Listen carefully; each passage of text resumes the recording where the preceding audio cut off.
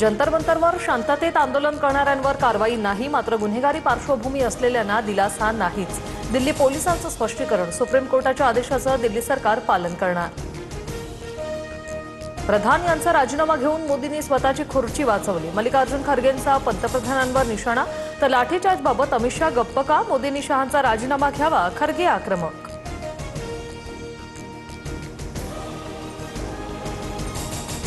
लोकसभेनंतर आता राज्यसभेतही परीक्षा सुधारणा विधेयक सादर. विधेयकामुळे तरुणांचं भविष्य सुरक्षित राहील, जितेंद्र सिंह यांची हमी. तर नवीन विधेयक अर्धवट. पेपर लीक थांबवण्याची कुठलीही तरतूद नाही, खरगेंची टीका.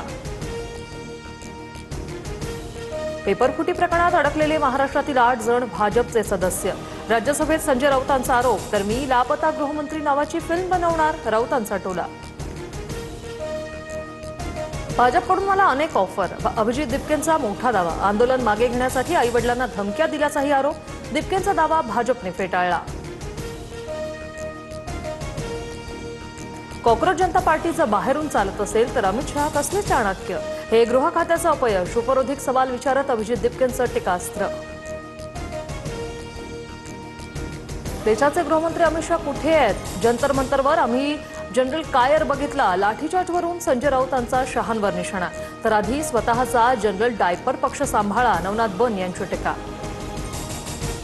जनतेने भारताला बदनाम केलं. जंतर मंतरवरील विद्यार्थी आंदोलनाचा रामदेव बाबांकडून निषेध, तर रामदेव बाबांनी पतंजली उत्पादनांकडे लक्ष द्यावं.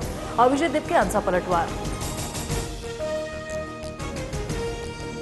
उद्धव ठाकरेंनीच एकनाथ शिंदेंची नियुक्ती केली होती. बंडखोरी करून मूळ पक्षावर दावा करणं लोकशाहीला घातक. कपिल सिब्बलांकडून जोरदार युक्तिवाद. पक्ष चिन्हावर पुढील सुनावणी 4 ऑगस्टला. बीएमसी अभियंत्याला मारहाण प्रकरणी अनिल परबांची निर्दोष मुक्तता. सत्र न्यायालयाचा दिलासा. जून 2023 मध्ये वांद्रे पूर्वेतील ठाकरेंची शाखा पडल्यावरून अभियंत्याला मारहाण. सांगलीतील ईश्वरपूरच्या नगराध्यक्षपद रद्दच्या आदेशाला स्थगिती. पुढील सुनावणीपर्यंत आनंदराव मलगुडेंचे नगराध्यक्षपद कायम. कारवाईबाबत जयंत पाटलांकडून काही दिवसांआधी फडणवीस शिंदेंची भेट. जेव्हा जेव्हा एखाद्या विशिष्ट राजकीय पक्षाचे खासदार आणि नेते सत्तेत जाण्याचा निर्णय घेतात, तेव्हा काहीतरी मोठी घटना घडते. नताशा आव्हाडांची एक्स पोस्ट चर्चेत.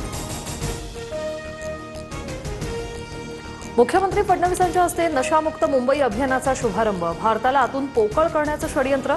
तरुणाईने एकजुटीने लढावं, फडणवीसांचं आवाहन. भाजप पदाधिकारी विजय चौधरी आणि गिरीश महाजन यांच्यातील कथित ऑडिओ क्लिप व्हायरल.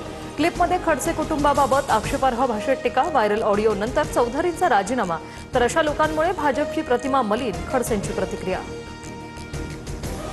पुणे महापालिकेच्या शिक्षण विभागाविरोधात शिंदेंची शिवसेना आक्रमक. शिक्षण खात्यातून एका शाळेची फाईल गायब झाल्याचा आरोप.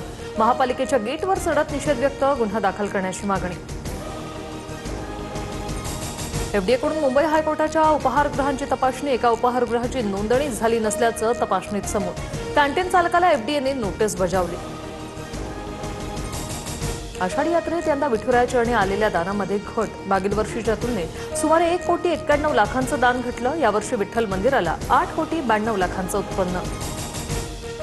लोकभवनच्या नावाने रिक्वेस्ट पाठवून रेल्वेचं तिकीट कन्फर्म करणारी टोळी गजाआड. मुंबईत 4 ते 5 व्यक्तींना पोलिसांकडून अटक. लोकभवनाकडूनही या प्रकरणात एफआयआर दाखल.